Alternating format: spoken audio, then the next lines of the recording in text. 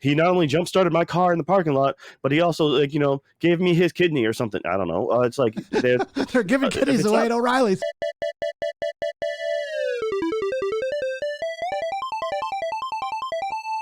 Hello and welcome back to Another Dead Pixel, a podcast about games, entertainment, anime, and a little bit of everything in between. I'm your host today, Joseph, and today with me, the man who always decides to pee on the toilet seats, Nick. Look, man, urine is sterile. You can drink it, and it is a good cleaner. It's got a little bit of ammonia in it. It's totally fine. I just assume you took Dennis Leary's, famous song, Asshole, and just really put it down in your heart, deep down in the cockles, way down in the subcockles, maybe even the liver, maybe even in the colon. What are the cockles? Okay. You've never heard this song then? I have heard the Asshole song, yeah, but it's been since I was in high school. It's been over a decade. Yeah. It's probably been that long since I last heard it too, but also I had that thing memorized from front to back, so I can probably recite most of it. That's the one where he's like, "I'm an asshole," right? Yeah. Okay. Asshole. Okay. Yep. Yeah, that's exactly it. Whatever happened to Dennis Leary anyway? I mean, he did Rescue Me, and he had a bunch of comedy specials, and then I feel like he dropped off the map in like 2007, 2008. Is that? That sounds about right. I mean, I thought he tried to do some other movies and stuff, but to be honest, I left country, so I stopped thinking about it. I stopped watching a lot of TV then too. Yeah. But Rescue Me was really good for the time. I think he did another TV show for a while. I think what it was that Amazing Spider-Man that like tanked his career probably. Was he in that? Oh yeah, he was the dad. He was the commissioner dad or the cop dad or whatever. Yeah, that was Mary Jane's dad, right? He played Mary Jane's dad. Gwen. Wasn't it Gwen was the main? Oh, was he in that one? Yeah, because it's Garfield. They all run together. Okay. Yeah, that makes more sense because I remember those scenes and they're kind of serious, and that's more serious than Sam Raimi's Spider-Man ever made me think. Yeah, I never saw them. The reason why I never saw them is because they played them on a trailer, like via loop, for when you go to an electronics store, and they're like, "Yeah, check out how crisp these TVs are." And we were hunting for a TV in Japan, and we kept on seeing the same like bridge bit play over and over. I'm like, "This looks bad.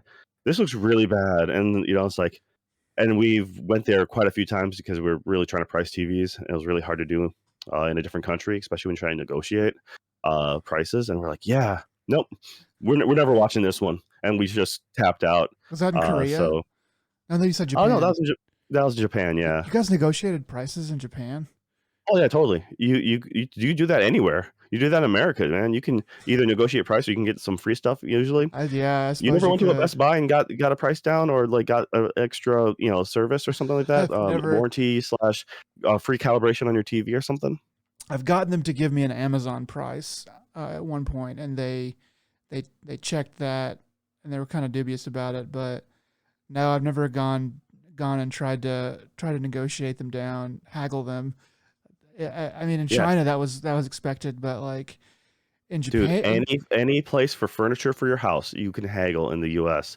And if you can't, fucking leave and go somewhere else where you can. IKEA, I mean, you're pretty much in a robot factory at that point. So I didn't even think to try there, but I don't know. Good point. I guess for like, to me, like haggling in America is like when you start buying big stuff, because you're not really haggling, you're negotiating. You're like for cars, for houses, anything like that big, like multiple thousands of dollars. So I guess furniture, yeah. If you buy new furniture, sofa, bed, any of those things. If you can't get a couple of free pillows and a free set of fitted sheets for your bed, then what are you doing? Yeah, what are you doing? But okay, like whenever I went shopping in Japan, I don't know. I tried to return things in Japan, thinking it was not a big deal. Hard. That is a no. Anybody out there who's watching this, if you go to Japan, you need to know that when you buy something, it is forever. And if you try to return it, it's like, I don't know this for a fact, but the feeling I got was that I was being extremely rude for trying to return something just because I didn't need it or didn't want it or something like that? If it's opened, then it's not a try then return type of society. It's you bought it. So if it's unopened, or if it's still pristine, you can return it and get your refund. I haven't had a problem with that. If it's busted, they'll replace it, or they'll sometimes refund you. But if you just like, yeah, it turns out I really didn't need it. I tried it, didn't work the way I wanted it to. They're like, no, that's yours. Yeah. Yeah, I mean, like, it's just a cultural thing, but to me, it's kind of I don't know. I guess if since all the stores are like that, they all kind of get away with it. But I just feel like it's so much better to have a society where it's like, yeah, you can return it. We're gonna just recycle it back into whatever, because it makes me feel good about going back to that store. Like if you're gonna fight me on a return, then I'm gonna be like, well, I'm gonna try somebody else next time. It just feels like you're losing a customer. I don't know. Americans are so spoiled though when it comes to this stuff. I mean, uh, I've had it's like the whole customer's always right mentality, or you should be allowed to return it at any given time. I really dislike. There's a certain point where it's like, no, you guys are just abusing the system. Uh, That's fair. Having worked enough retail, it's like I've returned like wow 30-day trial memberships. Hmm. Once you enter that code's gone forever. But you've like having so many people are just like the whole, that's where the joke of Karen came in, right? Yeah, let me It's like talk I'm to a just gonna manager. just let me talk to your manager, and if I'm loud enough, that's the American mentality. If I'm loud enough and I'm rude enough, I will get my way so long as I don't leave and I make a big enough scene. And I'm like, that's Yeah, we're kind of spoiled on that. I So mean, that is true. There are definitely people who are like that, and those people deserve to be put in their place. I, I try to reserve. I, I, I try to have my inner Karen in the background, ready to go whenever I think I'm about to be screwed over, because like I do think there is a really good place for, because a lot of times, places,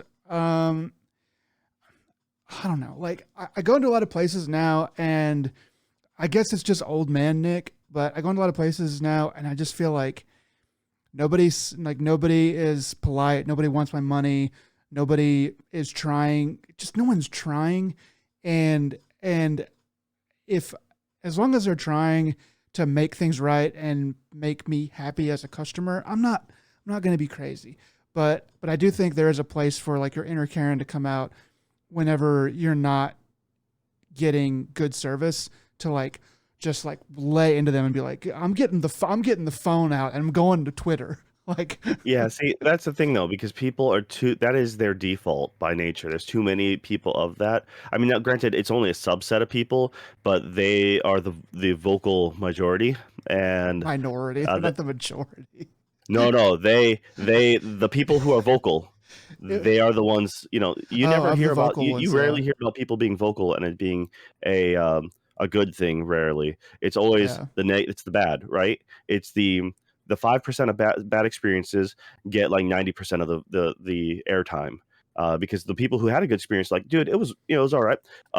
it's It's like expected. you're not gonna be like, yeah, I had an okay time there, Yeah, unless if that person went above and beyond and like, dude, like he not only jump started my car in the parking lot, but he also like, gave me his kidney or something. I don't know. It's like they're giving if kitties it's away not at O'Reilly's. so if they don't do that kind of stuff, it's just you're never gonna hear the positives.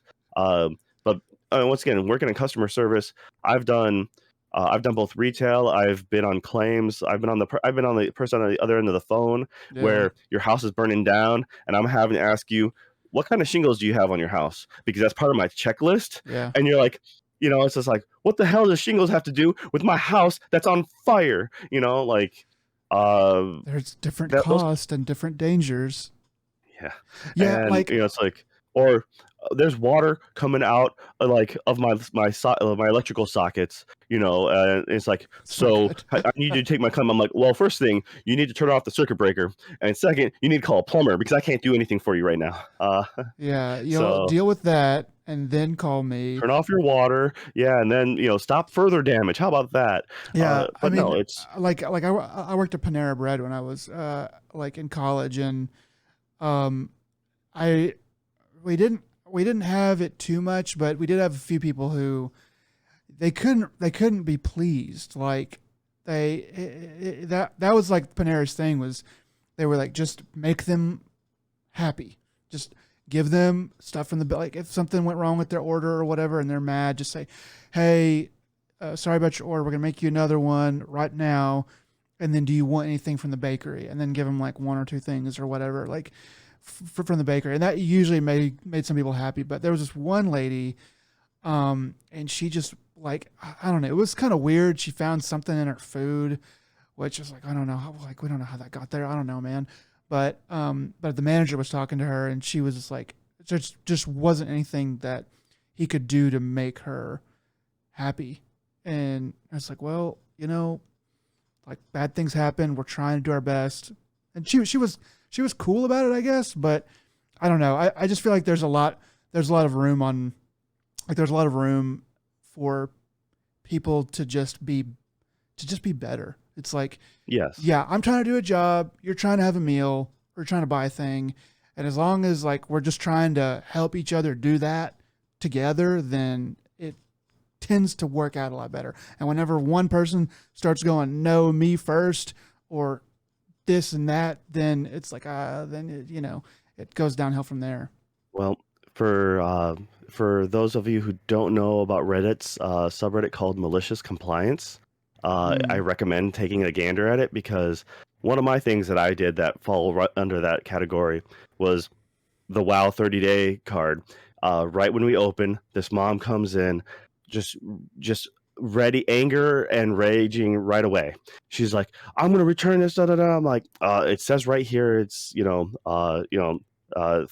free 30-day trial, says there's a subscription needed, and so I can't return that. And she was just, she's full on like barking and stuff, and I'm explaining this to her, and she's like, so went ahead and gave a phone call, got approval from higher up.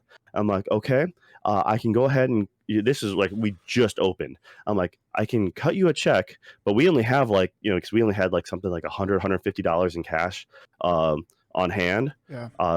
And so I'm like, I'm not going to give you $50 or $60. I forgot what it was now, but it's just like, I'm not giving you that right now. So I'm like, I can get you a company check, and it'll be mailed to you and be within 7 days. She's like, no, I want it now. She's going off. I'm like, okay. Went back to the safe, came back with rolls of quarters, dimes, pennies, and I just gave her rolls of change, and I gave her like a $5 bill. Yeah. I'm like, here you go. Here's all of it. Would you like me to count that for you?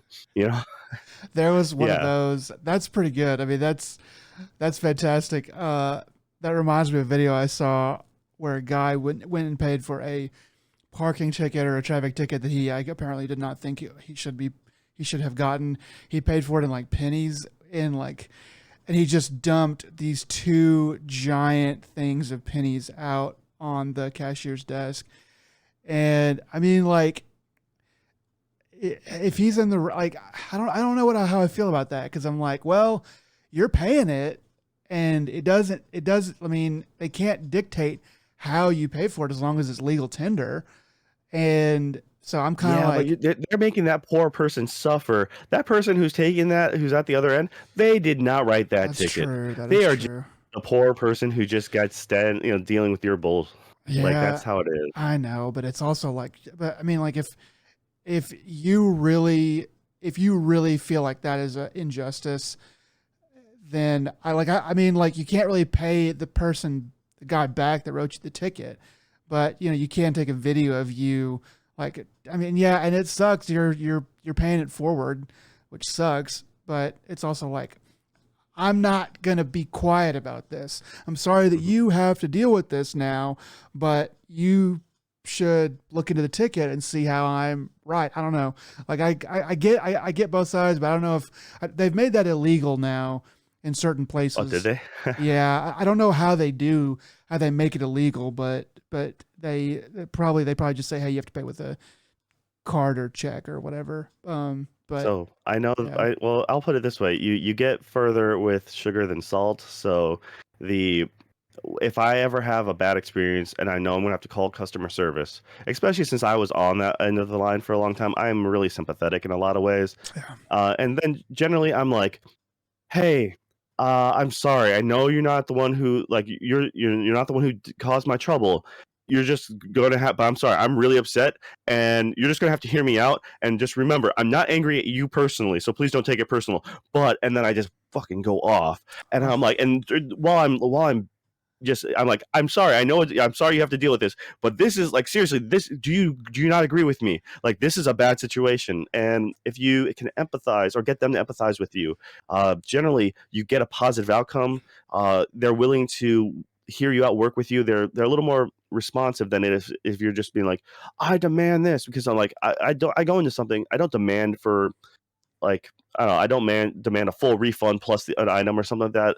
Like I know friends who are like, yeah, I try to get my money back and I try to keep the thing or something. Like they try to scam the system almost because they're like, well, they gave me a problem, so they deserve to suffer. I'm like, no, dude, I'm not trying to really come out ahead. I want my shit fixed and I don't want to be penalized for getting it fixed. Like yeah. I want to uh, get what I paid for. I bought it. I was ready to pay for it. I don't want any more than that. I'm not trying to scam anybody. I just want to get what I And paid if you for. come back, like if you're dealing with someone like Amazon or something like that, or anything like usually they'll still they'll help you out and they'll give you a little something on top just for the issues. I find that works a whole lot better, especially when you make sure that the person you're dealing with, they don't feel like they're being attacked by you. Because Yeah. the moment you come hostile to them, they instantly close off and be like, well, fuck that person. Like, I don't care who you are, what your situation is. I'm going to be as difficult to deal with because you're just ruining my day. Or Uh, maybe they're just gonna not do everything they can. They're just gonna do what they have to, and then get done with you and move on. yeah. But if you're nice, then So they'll hang out with you a and bit then yeah, more. and especially so if they go above and beyond, be like, all right, cool. Then maybe give them that positive feedback when you get that survey, being like, Yeah, did they help you with the service? Yes. Would you recommend that or like that particular person on the phone? Yes. Because those surveys and stuff do help them out. it's Uh, true. but anyways, this is episode 16. Yeah. What are we here to talk about? Retail? Yeah, right. I spent way too much time in retail. Did too much time on one GameStop and stuff like that. one day is Uh, too long. so this gonna be coming out Saturday, April 23rd.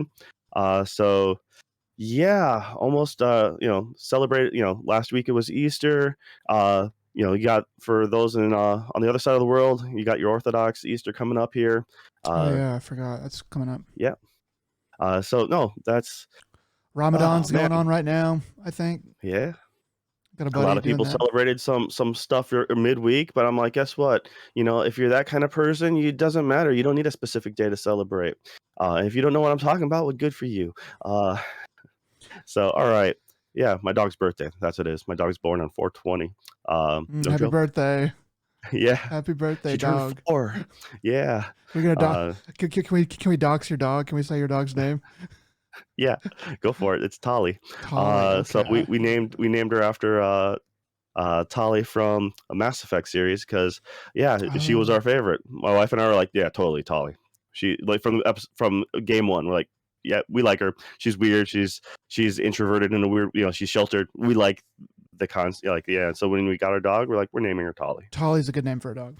I'm gonna just Yeah, state that. you have to have like some one or two syllables at most because when you're yelling at them or like from across to Mm, tell them to come over, you don't want something really long. Bartholomew. No, that doesn't work. yeah. That's why Rex was a classic dog name, which Mm. also is a Mass Effect name. I'm like, dude, we can start calling the dogs different Mass Effect characters. Everything is Mass Effect. Everything to do with animals is Mass Effect. Just be like, and have a shepherd. Be like shepherd. You're Uh, right. This is a weird thing. Holy shit. We've stumbled upon some sort of Garrus cabal sounds of. like a great name too. I mean, yeah. So Oh my gosh, my mind is blown. The vet, Yeah. the vet I clinic started making a video game and they called it Mass Effect. I mean, I don't know, they probably have the dogs credited at the end, right? Yeah. Um, so yeah, uh, that's been kind of what's been going on. Is just been super tired. Kids got sick, and so therefore they got me sick. And here so like nightly, as far as I just been popping NyQuil, saying and I'm like, okay, kids, uh, I'm gonna stay up just for a little bit, and I'm making sure you guys are sound asleep. And my son's like, he wakes up and he just screams. He's just like, guess what? You don't get to like. He doesn't tell me why anymore. He used to be like, I'm thirsty, like water, like oh, blah, blah. Say the hand signal to his face. He's like, no. He just wakes up. "Ah!" I'm like, what? It's like, he's like, yeah. It's like, you want up? He's like, ah. I'm like, okay. I pick him up, and then he points, and I'm like, what do you want over there? He's like, you want this? He's like, no. And like, okay. Um, and yeah, he's just been just chaos. He's about to turn 2, so I just figure he's figuring his shit out. He's a wild Um, man. yeah, and he's also ready to like jump out of the crib because he puts his foot. He'll like hold on to the top rail, and he'll Mm. just slap his foot right up there. It's just like, I'm like, dude, you are flexible as hell, man. Like, It's like it's like his foot's up, and he's just like, but he doesn't have the upper body strength to pull. He's like, "Ah." And he he's just like looks at me with this. I'm like, are you pooping? He's like, no.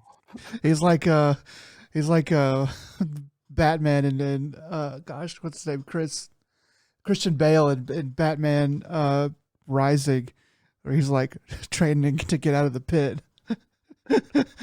Eventually he's not going to need the rope and he's just going to like jump out attack you. Though, yeah, it's just he's a well, that's the thing is my buddy warned me. He's like, yeah, well, when your kids start being in a normal bed, they're gonna walk up to you in the middle of the night, and you're just gonna open your eyes, and they're just gonna be standing right there, and you're like, ah. And so yeah, I'm waiting for that moment. I remember doing that to my old man. Man, that's wild. Okay. I don't know if I can put up with that, but okay. Um, Kids are crazy, all around. So I don't know. What's new with you, man? How are things going in your neck of the woods? good. I am dancing dangerously close to the line of anime figures, the world of anime figures. Um, I If you go all out, have no shame, and just get the ones with the most frilly panties available, and just full on show like the ones that you'd normally be afraid to show your mom. Just own it. Just be like, yeah, that's me. just What? full on own it. Um, I don't know. I find those to be rather. I don't know. They're too much to me. They're. No, if you get the right waifu, then it's just right. I think that there's like an art to restraint, and some of those they're just unrestrained, and I just like it's too much. But You're talking about the AT field now, the what they call the gap. All right, so it's the gap between the the knee high sock and the bottom of the skirt. And the so and the wind always blows just right, but never showing you what you want, and it's always just there. And it's like it's that not being able to see is what makes it more appealing than actually just getting a full shot. I think that the Japanese have a saying that things are the most beautiful when they are only half revealed or partially revealed. I think that's where they're getting that. I don't know. Like I've ordered 2 different ones and they're not that kind. They're not that kind. But I don't know. What are you doing? I think it's going to be, I think there's room for tasteful figures in this world. And anyway, so I've been looking at like a bunch of different figure sites and I didn't really understand how that world worked until recently. I thought it was like, oh, if you want a figure, you just like look up the kind that you want, or like if you want a figure from like, let's say Evangelion, you just look up the name of the character figure and you go get it.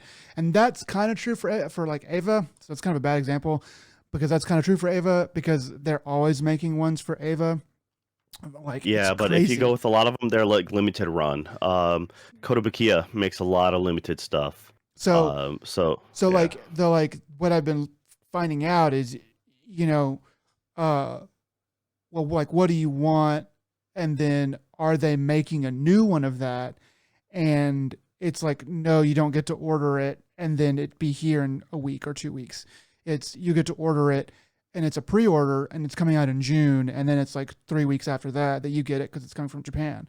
So it's like, oh, okay, this is kind of a weird world. Like you sort of got to really know what you want to get and be willing to wait for it and be willing to pay like for a decent figure.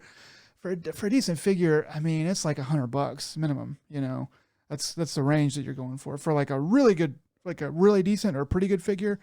You know, you're getting into the $200 range. And of course the Yeah, and then if you're a fan of Square's new line, they've come out oh with a couple things that were multiple hundreds of dollars. They have like those the Nier Automata figures that are stellar, but like are stupid crazy expensive. They did it's like an amazing Final three Fantasy six. 3/6, Mm. and that one is just gorgeous, but it's just way I think that one's I like can't justify. I think that one's like 6 grand, and I know the near one's like between 3 and 4. You can get the like the near one I have looked at because it's just so cool. But like piece like you can get each character individually, and it's like 900 or something for like one character. But it's like it's awesome. Like it's amazingly well done, and so you're kind of and there's a lot of these figures are actually really big. You're talking about like 13-inch figure that's a foot tall, and then however wide it needs to be proportional. That's a good size figure. So there's that, and so I've been thinking. So I got two. One was already out, so I just went and ordered it.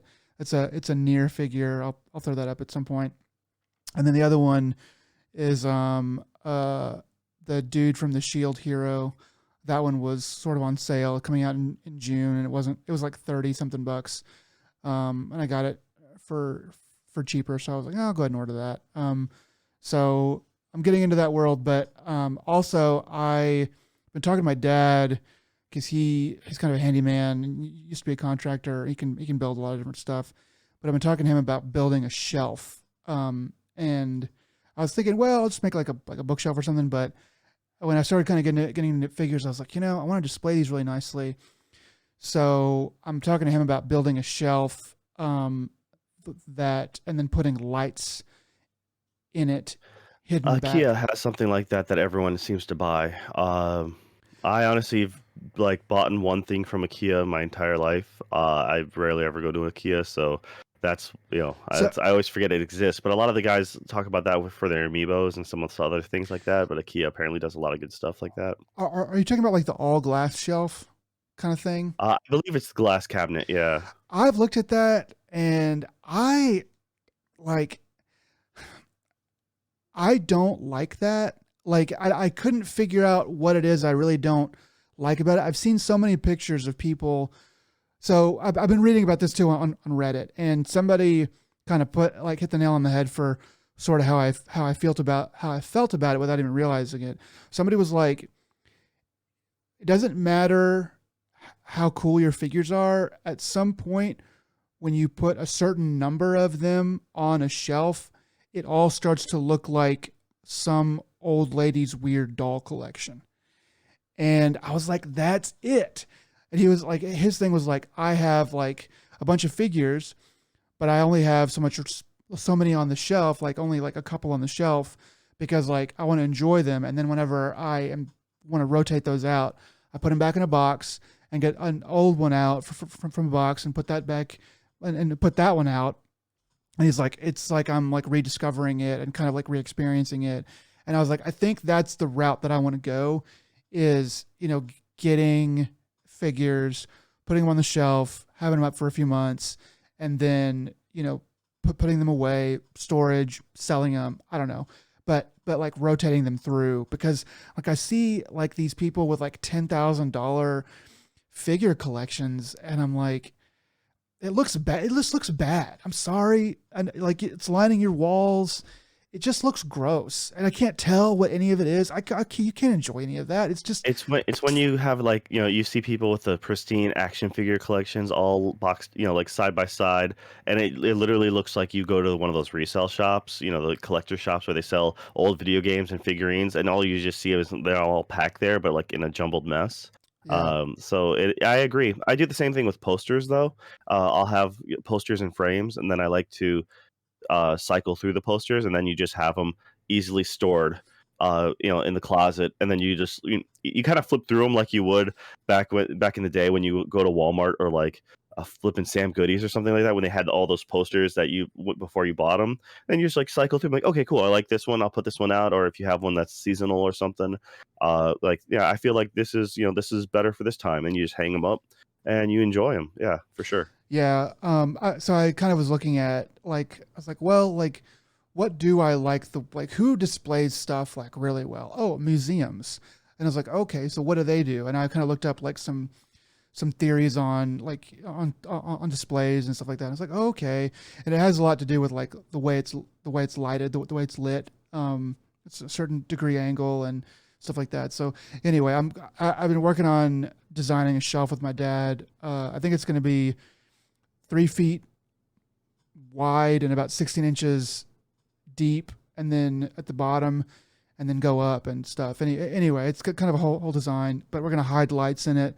And I've just been working on that. So that's I kind of, just see you with floodlights outside your shelf, aiming in at certain figures, and then you hit like B4, and then you hear your audio voice, talking about, now this figure, it comes in at 6 inches tall, and it has 4 millimeter diameter thighs, and yeah. yeah, could totally do something like that.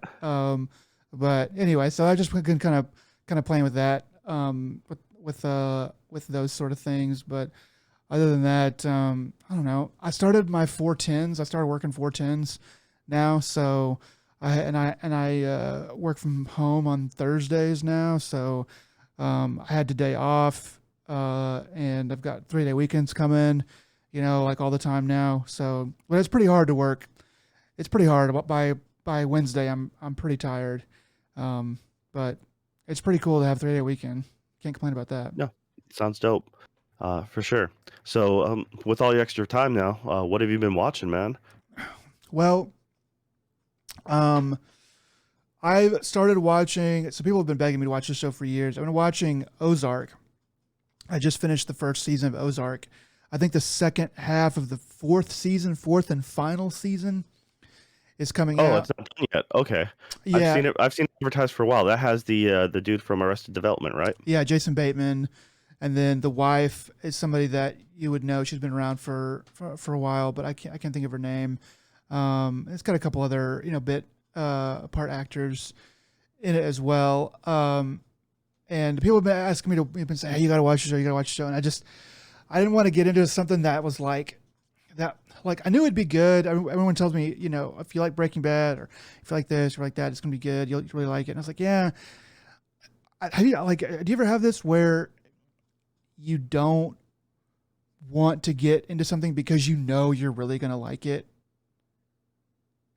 Because you don't have the time to you're like, I know I'm gonna like this, and I know that once I get into it, I'm just gonna fucking go for I'm just gonna binge it, and it's gonna take over my life. I do that with long running series that things that have been around for a while that haven't ended, and then my excuse is I'll wait for it to end, and then I'll go ahead and at least I know there's a finish line. Yeah, that's sort of what I was. I don't know, unintentionally doing with Ozark, because it is coming. It's not ended yet, but I don't think, but it's coming to an end. But anyway, I just finished the first season of that, and it is really, really good. I think it even gets. I think they say it gets a lot better even as it goes on, but it's really cool. So I just been kind of watching that as my series show. But did I tell you about Severance finishing as well? No, I didn't know that it finished. Yeah. Dude, Severance is so good. Like that's probably the best show I've seen this year. I talked about it a few weeks ago. It was good when I was telling you about it then, but if you can watch it, I really highly recommend it. All right, quick elevator pitch for those who didn't hear that episode. What is Severance? Okay, so Severance is a show on Apple TV, and it is about a group of people who work for a company, and this company has them undergo a special procedure where their brain is essentially severed between their work life and their out of work life, so that their work life does not know any details about their out of work life and vice versa. So like, so they do a really good job of showing you the rules in the first episode. And that's kind of what the first episode is all about, is like testing of the rules and kind of showing the boundaries. But essentially what happens to a person is they can speak English, they know facts that don't like matter. So like the capital of New Mexico or whatever, 2 + 2 is 4, all that stuff. But they don't know like their own name. They don't know their mother's name. They don't know like anything like that. And it's directed mostly by Ben Stiller. And he's like an executive producer on it as well. And it is it's a very smart, dry comedy. It's comedic. So I guess you call it a dramedy. It's a comedic drama. You could miss the comedy and still get the show. But the comedy in it is it's hilarious. It's hilarious, but it's weird. It's dry. It's just very dry. And the characters are really good. It's just really well told, all in all, and has a bomber last episode. Just a bomber last episode. It's weird. It makes you ask all kinds of weird, like it's got all these kind of weird mysteries and questions to it. And it just ended, so you can watch all of it. I think there's 8 episodes, and I highly recommend it. It's definitely the best show I've seen. Best live action show, at least, I've seen this year. You lost me at Apple TV.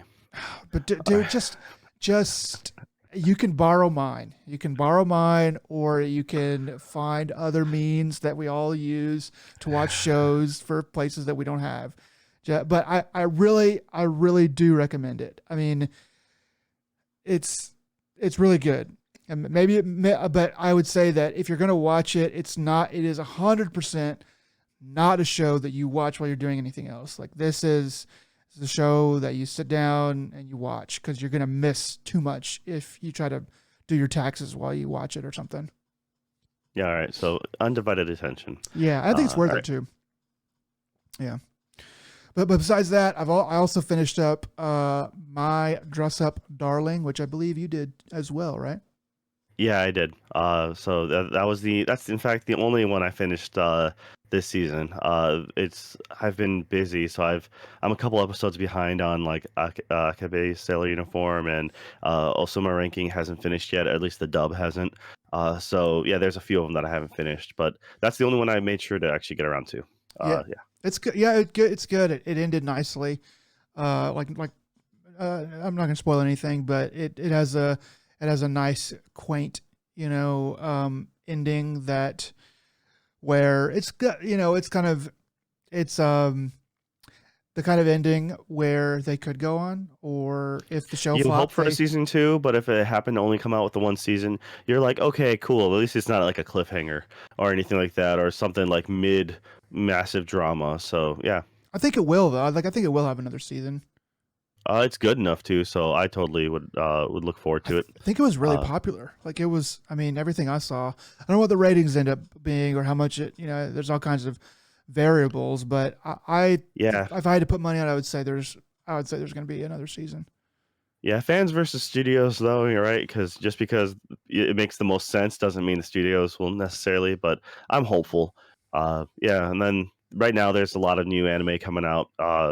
So for those who watch, subbed, then a lot of episode 3s of things are coming out. I'm doing a lot of dubbed because that's all I have time for, and so they're still releasing the new wave of things. One of the ones I'm looking forward to now is um, Kaguya-sama's Love Is War. I think this is season 3, maybe 4. Oh, Super good. So it's a comedy. The quick pitch is that it's essentially a ritzy school for all these kids, elites, and the main male character is in by scholarship, so he's really book smart, and he's a very stern figure. He happens to be the student council president, and in all animes, your goal in life is to become a student council president, of course, or the biggest slacker, one of the two. 100%. Uh, so he's student council president. This his VP is this really well-to-do rich girl, and essentially they both like each other, but they don't want to admit that they like each other, and they're trying to make the other one fall for each other. Like, no, you give in, and it's uh, hijinks ensue. Mm. It's terribly funny. It's really good. The side characters, the other members of the student council, I like them all, and so yeah, I'm pleasantly surprised that this new season came out, and I'm looking forward to it immensely. So yeah, I haven't gotten to see it yet, but I know that one just hit, and Yeah, I've been I trying to think catch up on a lot of on a lot of last seasons, the winter season stuff. I finished Joseph Darling, and then I've been trying to catch up on Shield Hero to try to get into the new season of that. But there's so many of that. I'm kind of far behind. And Osama ranking, there's so much anime to watch, and it's hard to get to it. But I'm yeah, yeah. also my ranking is episode 22 right now is 23, so Okay. I haven't seen the most recent episode, but the episode I think 20 was there's a big fight scene. It was just amazingly shot. I was really impressed with the cinematography. They chose a very artistic style through most of that episode, and Every I was just really floored with how they did it. like every time characters start moving fast in that show, it is fucking awesome. And they're just little bullshit cartoon characters, not even like quote real anime characters. But whenever they start moving, it's like, oh, this is for real. They are fighting.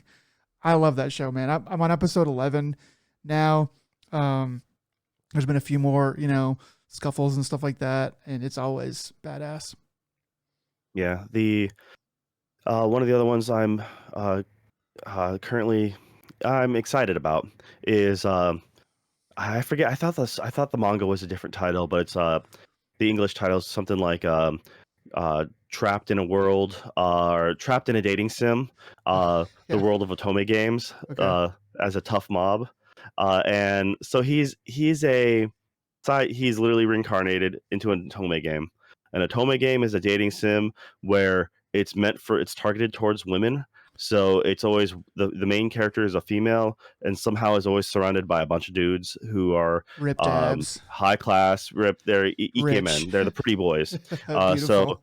one girl walks in, and all of a sudden, she enters a school, and now the Backstreet Boys or whatever are around her, and she's the focal point. And that's the thing is that your goal is to pick who you want, and you can end up with them, or you can always do the reverse. What they call the reverse harem route, where you wind up with all the men.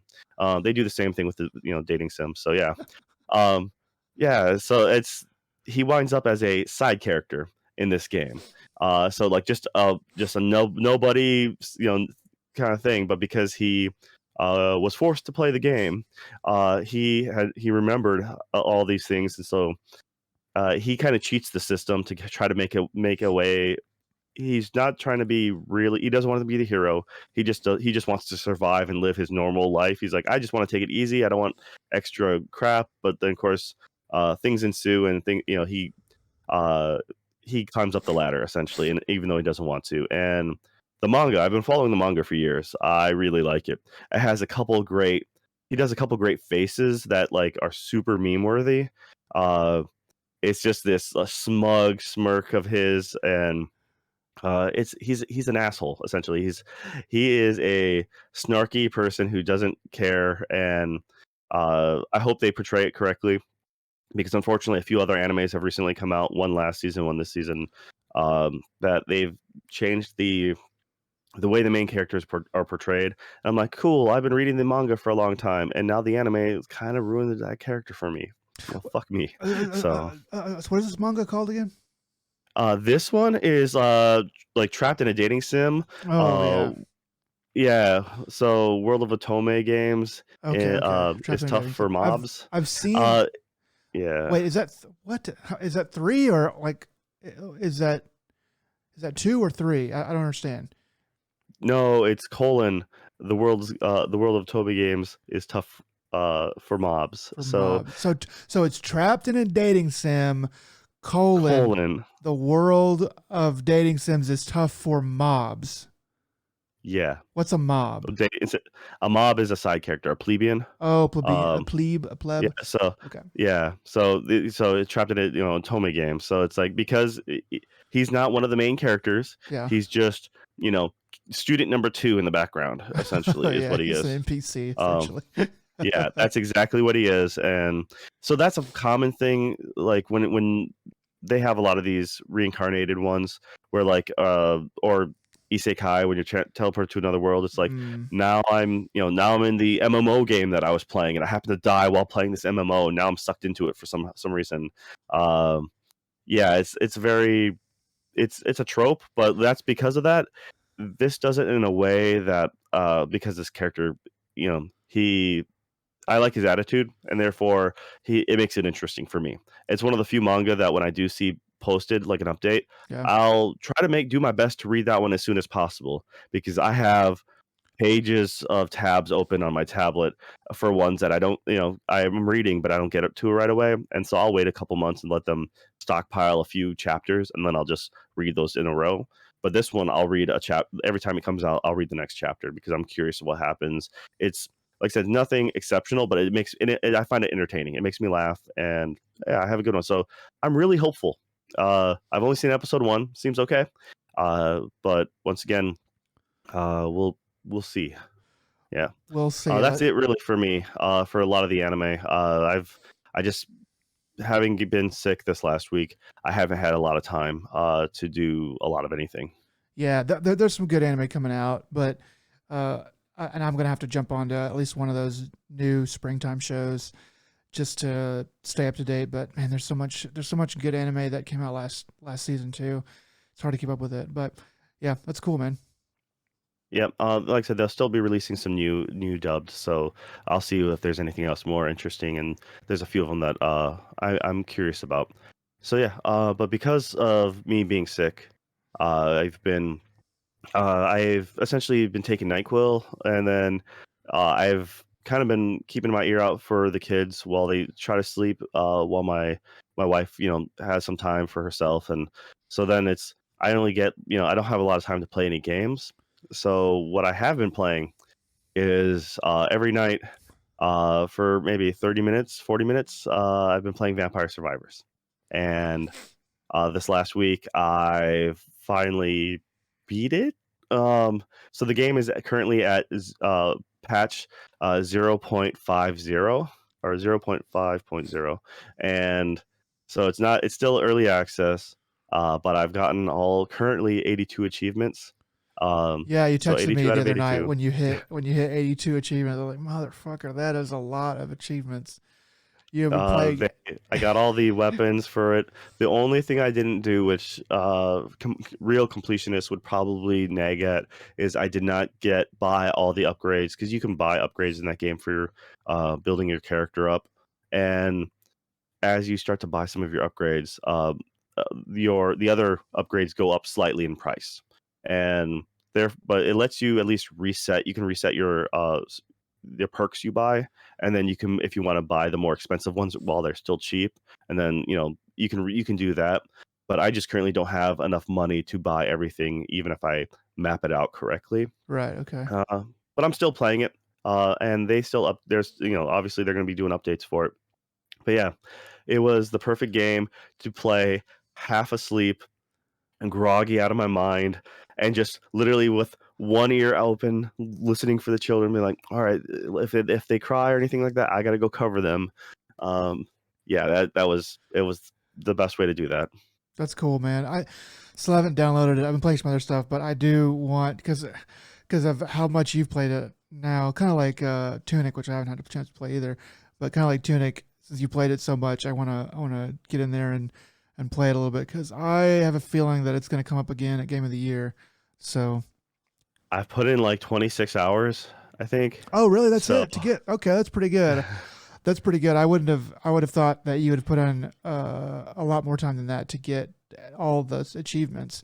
So that's makes correction, 31 as of today. okay. So, but yes, But I as a think top, I think the time somewhere around 26 or 31. But that's me not playing.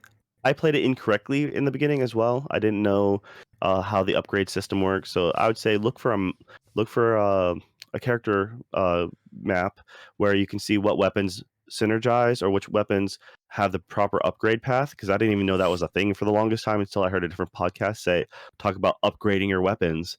And I'm like, what? So you have your weapon, and then oh, you have an item, like a boosting item, and so two of them will match up.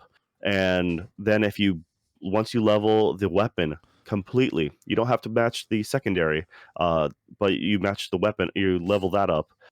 Then it'll actually you grab a treasure chest, and then it'll actually upgrade, and then you'll have a super version of that, and so that makes the world of difference. And then I started looking up uh, how to actually get more upgrades, how to unlock the new characters, because they're attached. That's what they are. Is they're attached to the achievements, and that's what makes getting the achievements actually kind of fun. Is because like, oh, if I have to survive 15 minutes playing this character that I normally wouldn't play. And so then you pick that character, you survive, and then you unlock either a new weapon or another new character. You got to get so many kills or beat this level. Those things will unlock other things, and they kind of gives you something to go towards. I found that to be entertaining, and it gave me a purpose in the game. And also, and so it was, but it's easy enough to also play something like the Shenmue anime in the background, where you really don't care too much what's going on.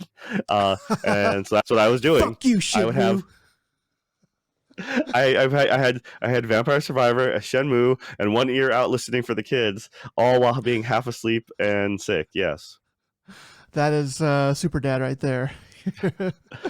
or severe like ADHD or something. I don't know. severely, But I was able to maintain it, so I don't know, severely good for addicted me. to entertainment. Yeah, a dad right there. Okay, that's And I cool. was playing on my phone game. No, no. Well, I was, but it's Yeah, it was passive, so it didn't matter. that's too far. Yeah, fucking clicker.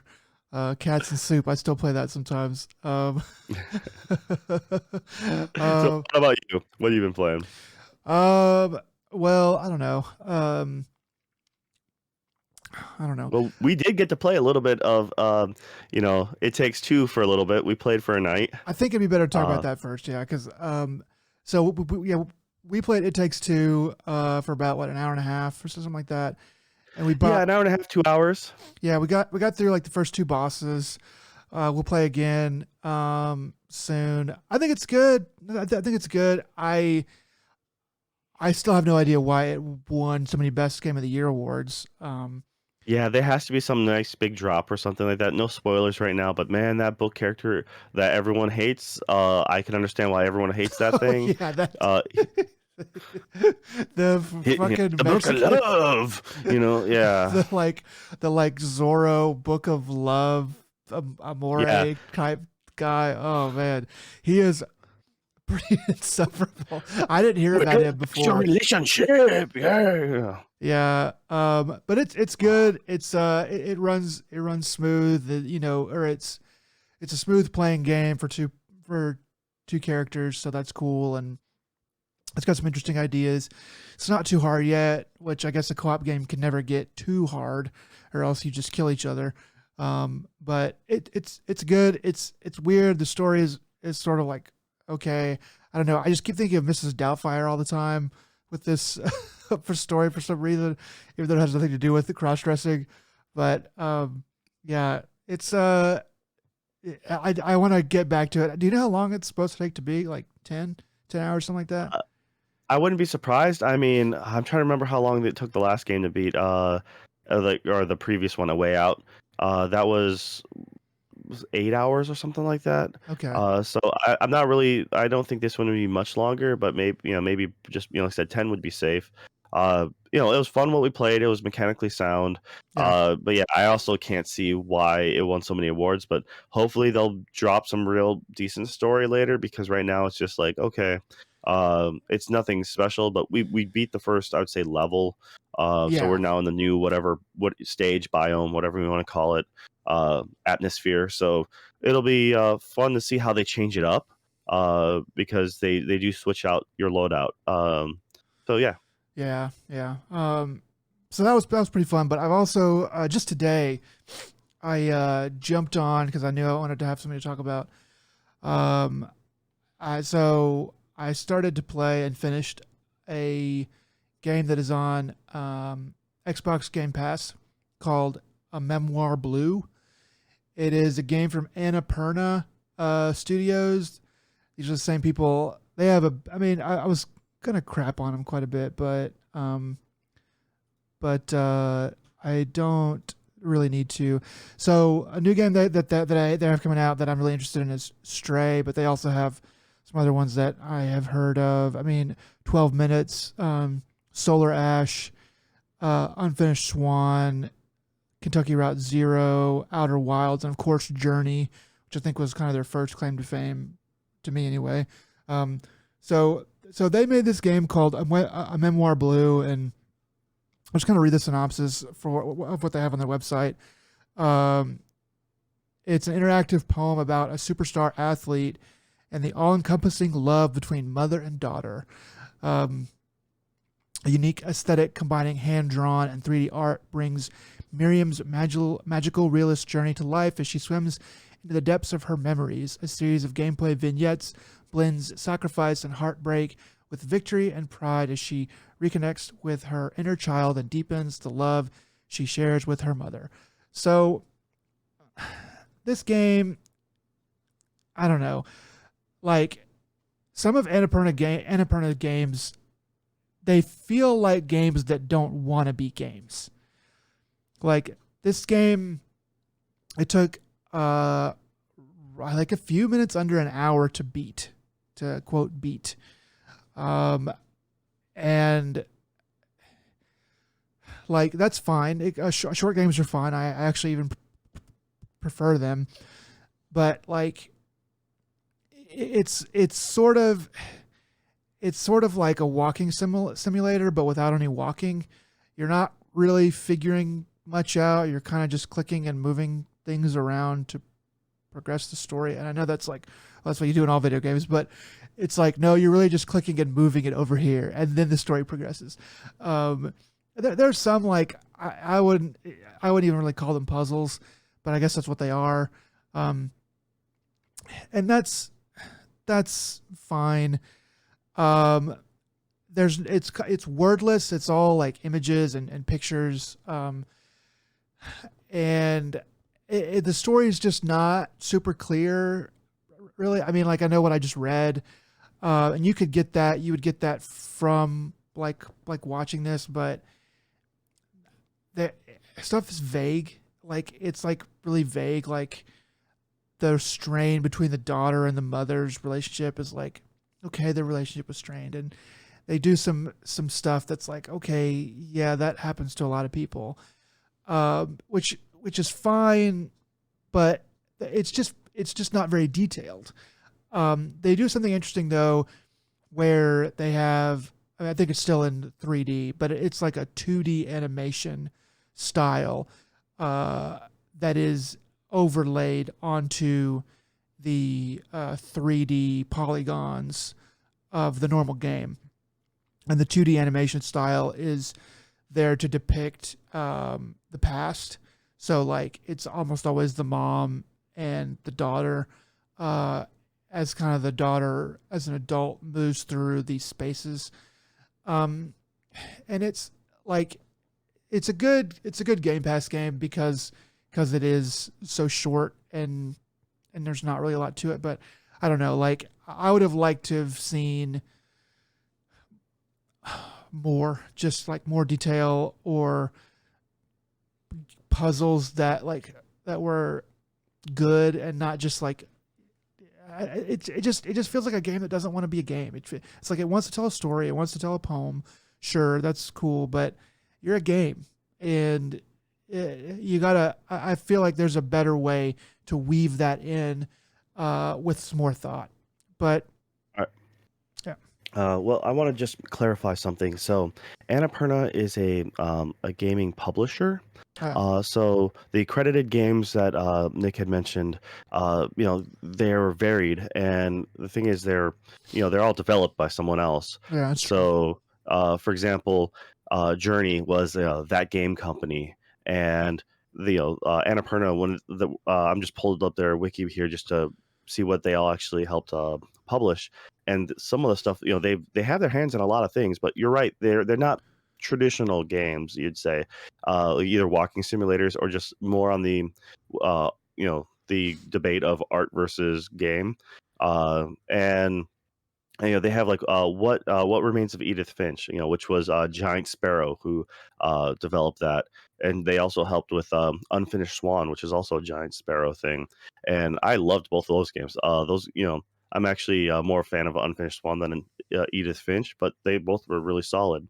That game company with Journey and Flower, they helped produce that or Oh, publish that. Flower. Oh yeah, I forgot about Yeah, Flower. and then there's like Donut County, Yeah. Donut Ben County's good. Esposito, or what?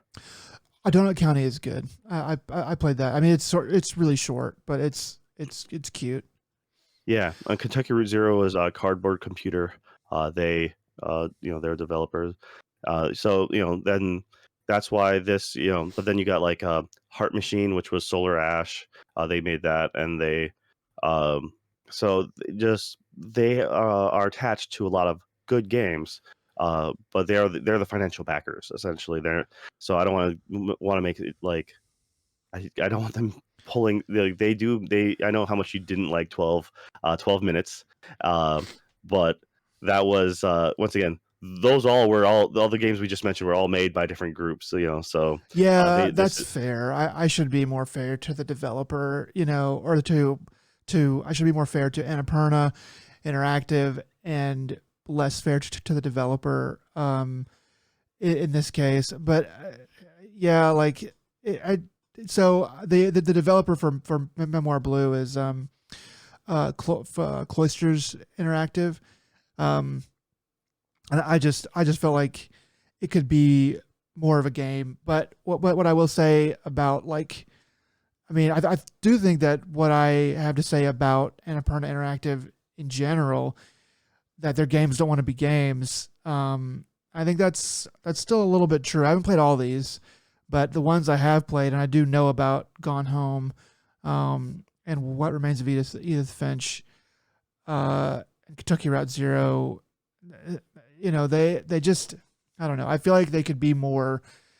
They could be more gamey, and I think that goes a lot. That goes double for a Memoir Blue. It could be more gamey, and I think being more entertaining that way. all right. Yeah, like I said, I don't mind. It's very the divisive. Some people love and some people hate you know, the walking Simulator. simulator style game. Uh, They say What I Remains of Edith Finch is amazing. I need to play it, but I've heard it's really really great. It was fun. I liked it. It's like that. I mean, Ether was one of the first ones to ever do something like that. Uh, Edith Finch was solid. There was another one that I'm blanking on right now because, of course, I'm trying to think of it. But there was another one of those walking games that um, Ethan Carter, The Vanishing of Ethan Carter. That's the one, yeah. I really like that one. That one was a lot of fun, and That I one mean, like it's. was like hmm? graphically like really beautiful when it came out. That's like where they They could put a lot of. then they redid the engine, and then they gave, I think they called it Redux, and they gave it to everyone for free. So if you buy the game, you get both versions right out, like right away, I think. Okay. Um, and yeah, that one, like I I really liked, it has, if they have a good story to tell, then then totally. Uh, but yeah, like Outer Wilds, that's Mobius Digital. That one's a true ass game. You got Sayonara Wild Hearts that they helped publish. That one's the music rhythm, like Yeah, I've very heard. flashy. I mean, everybody that talks about Outer Wilds pretty much has an orgasm and says like most fucking amazing game ever made. It plays with time, and so people, and if you like if you like a game with a good loop, and uh, to be able to just well, I know you don't like games that repeat itself, especially well, after 12 all games minutes. repeat themselves. It's just about if they make that fun or not. I don't know. Like with Outer Wilds, so many people say that it's just so great that I need to play it, but something about hearing about how great something is over and over and over again. I know I just talked about how great Severance is, but like hearing about how great something is over and over again, it just pisses you off. It pisses me off. I It's the reason why I don't watch whatever wins, best movie of the year. I have not watched a best movie of the year for a very long time. Just it's not really something I consciously do. It's Yeah, just like, okay, I'll get around to it for like I still need to watch There Will Be Blood. I've that's never good. seen it, and apparently, that nor No Country for Old Men. I've seen parts, but I That's haven't seen the good. whole thing. And I know But people are going to be like, "You are a failure of a human for not watching no, those." like those are hard. Like There Will Be Blood is a long ass movie, and it's a hard movie to watch. Yeah, it's difficult to watch. It is really great. It is really well done, but I don't blame anybody for not wanting to watch it because it's hard to watch. It's just slow and boring in certain ways. The Oscars, I've given up on the Oscars. I gave up on the Oscars whenever I watched The Shape of Water, and then I went and I watched it after it came out.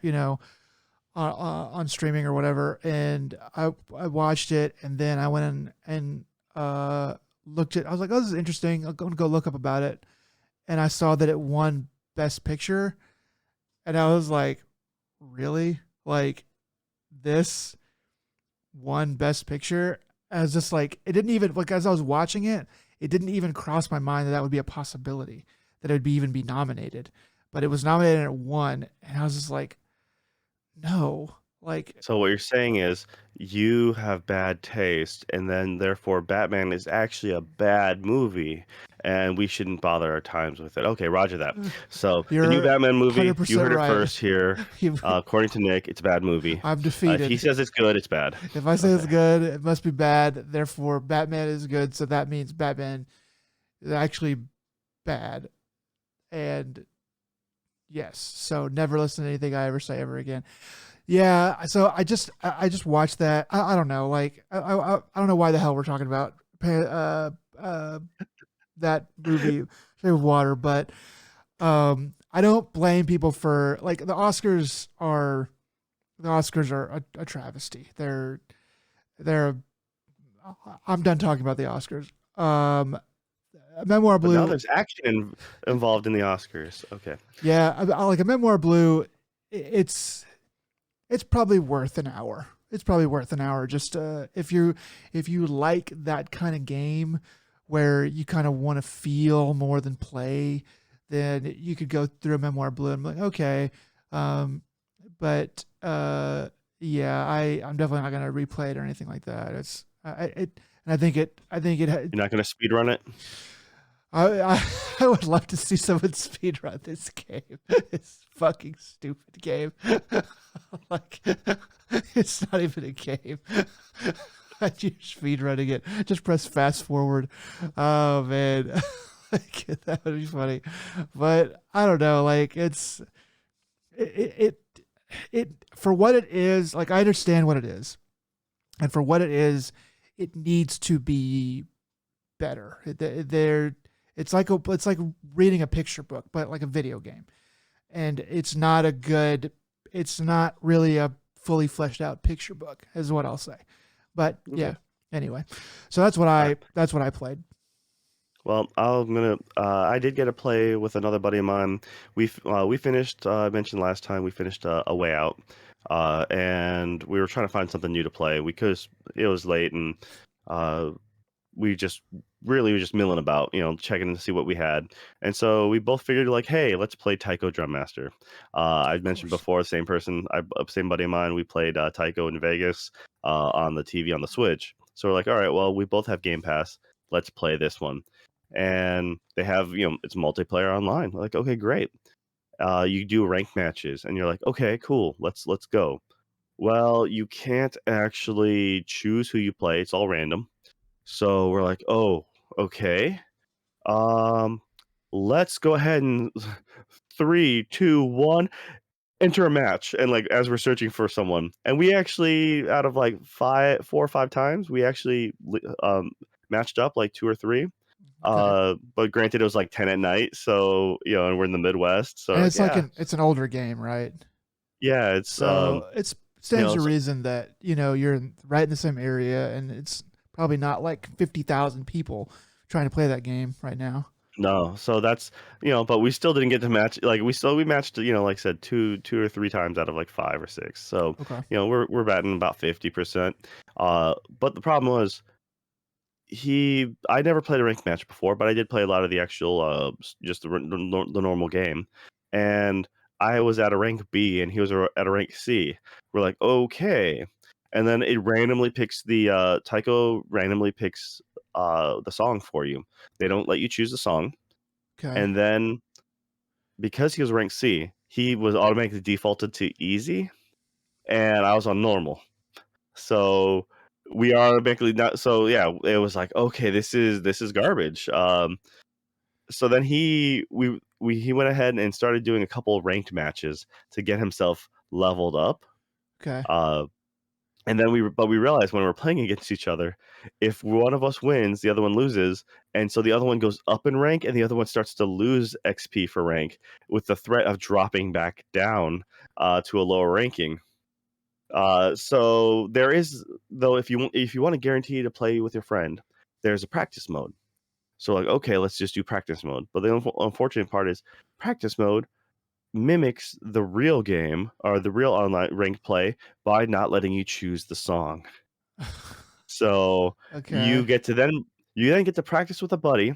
But like if you played local couch co-op, you both would get to play any song you want, and you get to progress that song. You get the star rankings, and you're at least getting credit for playing that song. Okay. You don't get any of that crap in practice mode. It's just random song and go, and then no, you get nothing out of it other than yeah, I beat you or you beat me. Uh, Saying that, we played that for like 2 hours, 3 hours almost. We Try, played it for a long ass time. you're trying out like all the new songs and stuff, or all different songs. Well, because it was all random, and so there was a lot of those who don't know about how Taiko Drum Master works, it's a rhythm music game. It's very simple. It's the most like DDR four arrows. This is literally 2 red buttons, 2 blue buttons, and that's it. It symbolizes hitting the center of a drum, either the left side or the right side. Doesn't matter. They're both red, so you can whatever you were dominated with. So it's either single press or double press, and then the blue is the outer rim of the drum. So it's either a single tap or a bigger circle for a double tap, and that's it.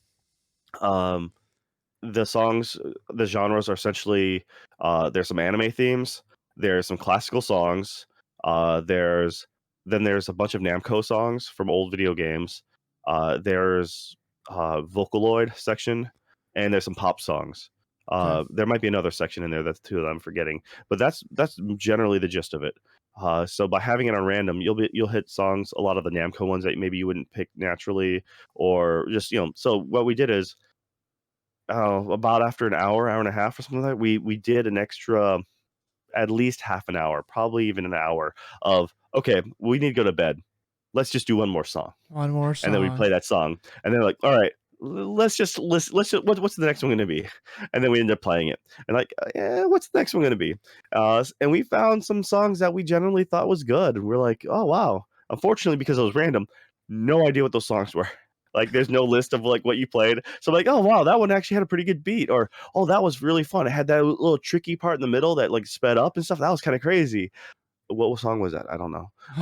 So unless we had a pen and paper ready, or you're recording it, then you can rewind it and be like, that's what that song was. But so we played a bunch of stuff that we will never play again, but we enjoyed playing it. Well, I mean, So yeah, like that kind of sucks. Like you'd think there's some little quality of life things that they could make that would make it a lot better. I mean, and like you should be able to play not randomly, but like specifically with your it's friend online. Like That's weird. Like I have a It's friend. very much I understand why they want to do random because that way, or else everyone's just gonna play the few popular songs or the ones that so it gives everything a fair shake, as it were. But it also reminds you of how backwards Japan can be with their online gaming setups. Because I mean, if you played Monster Hunter World, that was a convoluted. It was the best it's ever been for Monster Hunter, but it was still a convoluted mess on how you had to be in the same part of the story and this and that, and how you accompany each other, and you had to send invites, and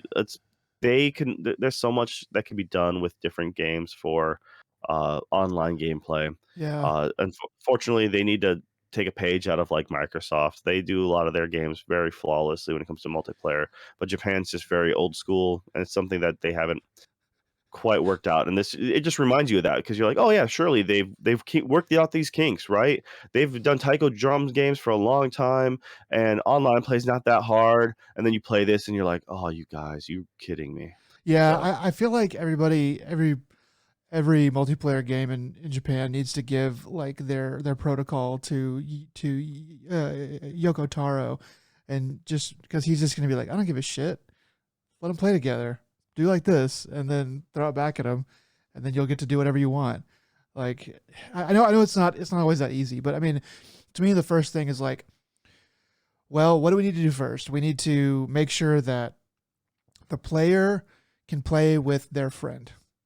In a game like Taiko Drum Master, you need to make sure the player can play with their friend.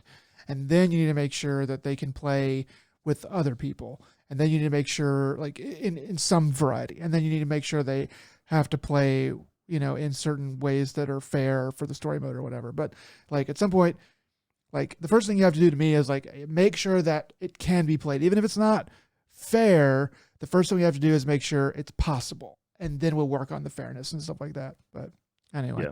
it's harder than it seems, I'm sure. Then the last thing I tried playing was it leads a little bit into the news here.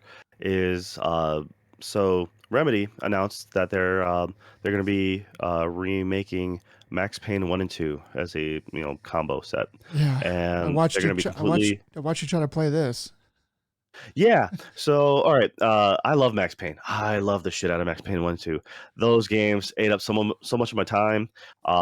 It was the coolest thing ever. I didn't even have a computer when the first game came out. I went over to a buddy of mine's house. He showed me that and Agent 47, the original Hitman game. That was super awesome to play Max Payne, and I love the noir theme of it. The comic book, graphic novel cutscenes. It was mind blowing at the time. So I absolutely fell in love with it. I played and beat them on the PC. I ended up owning them on the PS2 when they released.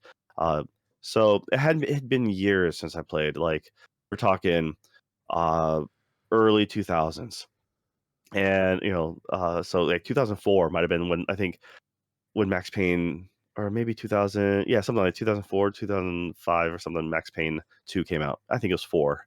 Um, and yeah, I hadn't really played it since. So hearing this news, super excited. They're gonna remake the engine or do it all up from the ground up. I'm like, that's awesome. Very curious how they're gonna go ahead and how Max Payne 1 and 2 are done a little bit different art style wise. They used uh proper ragdolls in the second game. They changed up a little bit of the comic book art style for the second one as well. The first one they just took screenshots of like people's faces and like pixelated stretching them over the polygonal models. So like Like you have the GoldenEye point in the style, face for the nose, and the like it's like someone's photo just stretched on. I sort of like believe it's they, Sam Lake who's Max Payne, yeah. and his you'll recognize him from Alan Wake if you played Alan Wake. He's a character in the background, and but yes, they uh, cut the long story short. What they did was. I went ahead and played the game. I'm like, yeah, Nick's never seen this, right? So let me go ahead and show you. Like, let me just show it to you because I'm going to be playing through it. And I'm like, all right, let's go. And Spoiler alert, still never seen it. yeah, because the opening cutscene's coming by, and this helicopter is flying in off the coast of like over to the city of New York, and I'm like, wait a minute. And then they show the cop cars roll by. I'm like, there is zero sound. But the moment you load up the game, you hear the heartbeat as they're playing the little opening cinematic for just entering before you hit the splash title screen splash. And then I'm like, okay, let me go to sound settings. And I'm like, okay, make the sound effects up and down, and you can hear gunshots, as as you're selecting the modes. And I'm like, okay, I'm hearing sound. What the hell's going on here? Is it something set up screwy with my streaming? Is there something, like wrong with our capture? I'm like, no. And then I looked it up, and sure enough, there's a common problem with both the disc version and Steam version when you load it up on a newer Windows system, and so you have to actually then go ahead and download a audio patch. Mm. There's a lot of tips and or forums and stuff like that, both off Steam and Reddit. So yeah, I went ahead and downloaded the patch, got it to work, but by this time it was already too late. I'm like, yeah, we'll get to this another time. Yeah, So it was getting pretty late, and it was so like heads up, if you want to play the original Max Payne, you have to download a sound patch probably. So if you're playing the opening cinematic and you're not hearing anything, that's not the way the game's supposed to be. Most definitely fix that beforehand, or else you're just gonna make it a bad time. Yeah. yeah. Well, we'll get it eventually, but yeah, that's cool. I'm glad that they're making another Max Payne. That's really cool. Yeah, so Max Payne 3 was bought out by Rockstar, and it was kind of their precursor to the big thing for that was the online gameplay was really popular, and that was them prototyping kind of what was going to be the GTA model for GTA 5. So you can, Right. they Okay. learned a lot from there. They also improved the gunplay for Grand Theft Auto to a certain extent, but they completely changed the story. They I have zero love for Max Payne 3. They took the movie Man on Fire with Denzel Washington, that remake. Mm. So they took that and they just made Max Payne. And it's just like it was not a Max Payne story. I think it's But what it looked people. really good. I think it's what some people like So about it, though, because I've heard people say that they love Max Payne 3, and I guess that's they love it because it's Man on Fire. But I don't know. To each his it own. had yeah, if you don't know Man on Fire, then you're like, oh, this is a really clever story, but no, It's um not if you do. If you've seen something. yeah.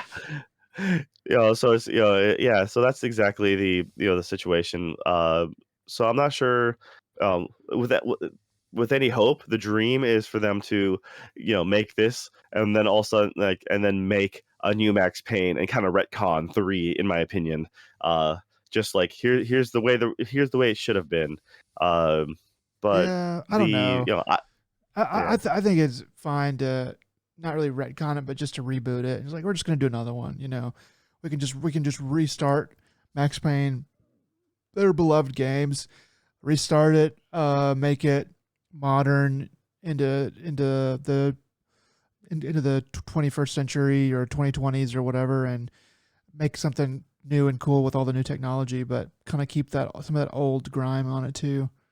So I personally want them to I want them to keep Sam Lake's likeness through the remake and any future iterations, because that's how I have it in my brain. Yeah. And so for those who played Alan Wake, um, the idea is Alan Wake is a popular author who did a gritty crime, a cop novel, and they changed the name because they didn't own Max Payne anymore. But essentially, it was Max Payne. And then Uh, there's even like a TV interview you see Sam Lake on the TV. Um, uh, so it's very much hey, it's Alan Lake created Max Payne, and then they even drop hints of it in uh, very like 1 or 2 pages in Control. You pick up some letters talking about like uh, describing a crime novel or something like that, and so it's once again hinting towards Max Payne without saying Max Payne. yeah, And that's pretty they've cool. made their universe, thanks to Control. They've made them all connected. And So it's some like in some of our D&D campaigns that me and my friends play. There, I'll do that sometimes. Like we had this one character who it was really weird, but he was a turtle man, and he liked to collect pebbles, and so that was the thing in the one campaign. And then in my campaign, they were looking around, and they found that I made him find a rock, and under the rock it said it said the guy's name from the other campaign, and they all got a kick out of that. I love, I think that stuff's so funny. I love doing stuff like that where it's like a wink and a nod of like, hey, if you play this other game, I don't know what's cool about it, but something about it is just endearing, I guess. Yeah. Yeah. So, all right.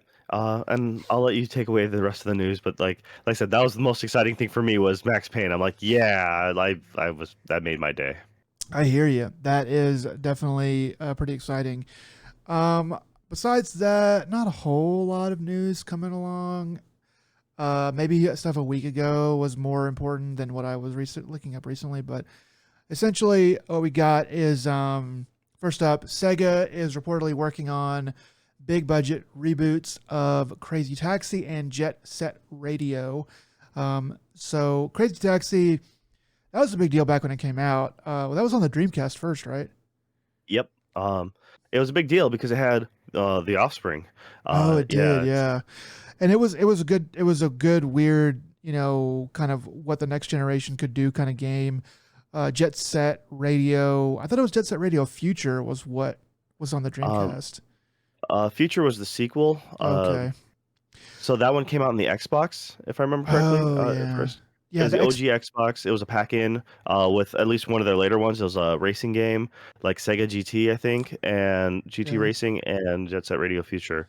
Um, Man, the but Xbox yeah, really did catch a lot of those Dreamcast games that were great that just didn't get played.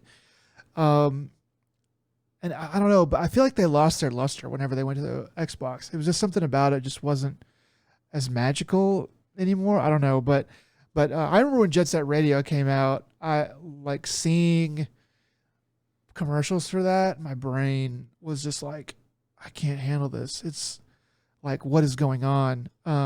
It's wild, but it'd be cool to see them do reboots of that. Because a lot of the Jet Set Radio stuff is licensed music. Uh, that and Crazy Crazy Taxi, yeah, Taxi, because the licensed music was what would really hold them back from ever being remade. At least that's what a lot of people thought, because to work out those licensing agreements would be a nightmare. So whether or not they're going to use the same songs, which as a hardcore fan of the original Jet Set Radio and Jet Set Radio Future, I played those to completion, and I did everything I could in them, and that was a time before achievements. yeah, Um, yeah, I played so much of those. In fact, I even took the soundtrack and then found the audio file placements and put them when I used to play Guild Wars. You can input your own music, and so when oh, you go out into the fields or if you had battle, like depending on the sequences, you'd play your own music. So whenever I hit the major cities and stuff, I would have Jet Set Radio playing. So it's like that was what I did when I ran around towns, is I'd hear Jet Set Radio in that, Guild Wars. that's really cool. Um, Going on, John Wick creator to write live action Streets of Rage film. I thought this was interesting because I like John Wick. I think it's cool stuff.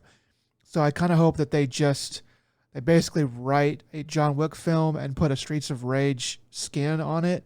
Uh, that would make me happy. I don't know what they're gonna end up doing, but that'd be cool to me. Yeah, I hope they film it more like, well, I if you ever watched The Raid, I really like the cinematography in Raid. I've seen Raid Uh, 1 and I started to watch Raid 2 and I don't know why I didn't get to finish it, but I need to watch Raid yeah, 2. at least in if you remember like Raid 1, like they'll have like these long room shots, but they're all connecting shots. It flows with, the camera flows with the fight, and it doesn't do a lot of hard cuts or hard edits like a lot of Western films do. And that's what made the fight scenes in that movie so good, because you still had spatial awareness. You had two good guys fighting two bad guys in the same room, but you kind of knew where they were at all times because the way the camera flowed, instead of just hard cutting and then I'm gonna hard cut to this dude doing a punch, and because we know it's gonna miss him by a mile, we don't want to make it look fake, so now we have to cut to this other side where him spitting out because he obviously just got hit. It did so many good things when it comes to filming a good fight scene. So I'm hoping that it plays something like that. But John Wick did the shooting scenes really good. So, but Streets of Rage, it's not really about the guns. So I'm kind of curious. Yeah. They'll probably do a good enough story. But then again, John Wick, you don't need a good story. You just need a lot of good I violence. mean, yeah, like the creator to write live action. So I don't know. It depends on I don't know how much of John Wick is the creator and how much is the crew, and if all that's coming in a package or what. So yeah, there, and it also has the curse of being a video game movie. So there's a lot of variables here that could make this go really belly up quickly. Yeah, you're right. Like there's something about have you heard of the concept of not breaking the 180 line? No, I haven't. At least, if I know the concept, I haven't heard it said that way. So Okay, no, I might be saying it explain this. wrong, but like what it is when you're filming a scene, specifically an action scene, it's a rule that can be broken, but generally you don't want to go, so like you're filming like two people talking, right? Well, you don't ever want to go more than 180 degrees around. So you can shoot anything on this side. Like if my other hand is a camera, you can shoot anything on that side around 180 degrees. But you can't go you can't break that line because when you're cutting back and forth, and you have two characters, and you break that line, well, now they're flipped. And so now person A is on the left and person B is on the right, whereas they were flip-flop before. And it's like really confusing. There's some videos like on YouTube that kind of talk about whenever shows do fail this, and they break that 180 line, and you have and like especially if it's in a fight scene, and you have no idea what's going on. Like you It's just funny. The only one I can really comes to mind is that first Transformer movie. that probably does it. Like Yeah, the Michael Bay one that came out, the first one of those, because they weren't color coded, and it was so many tiny moving parts. You're like, wait, which one's Optimus and which one's Megatron? Because they just kind of mushed together, and the way it was like that one was shot. But yeah, I mean, the concept makes sense as far as filming. And like I like said, The Raid, I just remember watching it being like, this is an amazingly shot movie, so and so what the they're action's good. so what they're probably doing in the raid is they're probably sticking with that rule, and if they're breaking it carefully. Like they're doing what that's why it's shot so well. That's why those really good action movies work, because the people who make them understand those kind of rules of film like that. But anyway, it sounds cool. I hope I hope that Streets of Rage film is good. Be cool if it's a good action movie. Man, they need to. I'm curious how they'll do the music, because that's all that matters. That's a big part that matters with Streets of Rage. Is if you ever listen to the old soundtrack, it's just phenomenal. Even the newest Streets of Rage 4 that came out, the music was still pretty good, but the original two were just above and beyond. Yeah, if they stick with the music, then that is They really land that, that'll that'll be be really a big great. part of it. Next up, Amy Hennig is making a new Star Wars game. That's just announced this past week. I know that she will try to make one years ago, and I think it got canceled or she got kicked off of it or something, and it got scrapped. I know there's history there, but she is, if you don't really know, she's one of the main ones behind Uncharted, and she's a very good game maker apparently. So that'll be cool if she can make something good. I can't remember if she was the one that tied to 1313. That But might like, be there's it. been so many canceled Star Wars things that I just 1313. can't remember them all. That sounds like it. I don't know why, but that sounds like it to me. But yeah, so she is attached to that, and hopefully in a couple years we'll have something good from Amy Hennig about Star Wars. That'd be cool. Yeah. Going on, kind of getting out of the realm of video games and more into just general entertainment, but it's kind of big, I think, is Netflix subscriber. Netflix is having some pretty big subscriber losses. The scuttlebutt around this I've seen is that they are blaming password sharing, account sharing, essentially. And yeah, like you just shook your head, and I'm calling bullshit on this too. Like, I don't think that, like, they've always allowed account sharing. Like, it's been that way for a decade. unless I'm wrong, but I'm pretty sure it's been that way for a decade. Um, it's not they're not suddenly losing accounts subscribers for that. I think it's something else. I don't think it's Well, that. I think it's something else. Well, they'll be losing there's a small percentage I could say because they keep on upping the price and therefore people are like, talking to a friend and be like, "Yeah, I'm thinking about canceling." And they're like, "Dude, I still have it. You want to sign on mine?" And then they count you. I can see a percentage of that being because they keep on increasing the prices. So But like that but will you can't scare people away. blame account sharing when you just keep raising the price and have always had account sharing. Like Yes. like I know what you're saying, but like they can't you can't blame that. If you it's because of account sharing. That's a scapegoat. Like you've always had it. Don't say that. Say our content is bad, or it's not as good, or we're charging too much for it. I think it's 19 now. I'm paying. I know I'm paying. I was paying 17. I think I'm paying 19 now. I don't know I'm why it's account sharing, so I honestly don't good. know. Good for Uh good for you, dude. Like but I let my parents use my account, and I would let more people use my account too. Like it's I like I don't know. I don't even. It's irritating for them to say that. I think that they're just trying to hide. I think there's always going to be the scapegoat. 'Cause I think that's why they allow account sharing, so that when this stuff happens, they can say, "Oh, it's just account sharing. That's why we're losing." I'm like, no, no, you're just using it as a scapegoat.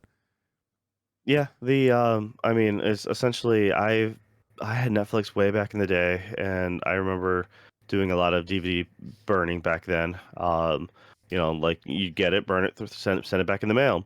So Oh that was yeah, before the streaming. So yeah, I was part of the problem.